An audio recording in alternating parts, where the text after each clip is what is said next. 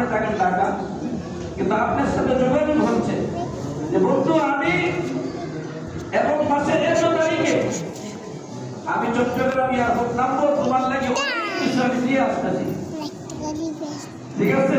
তুমি যে কোনো মাধ্যমে এই জিনিসগুলো তুমি নিবা, লোকের মাধ্যমে হোক বড় কাহার মাধ্যমে হোক, এগুলো তুমি আমার কাছ থেকে নিয়ে নেবা, নেওয়ার ব্যবস্থা করবা।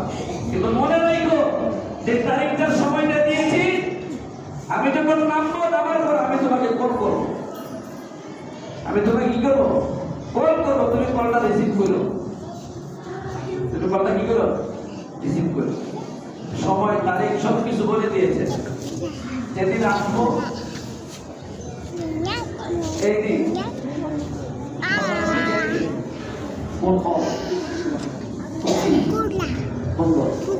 বন্ধু তো আসছে।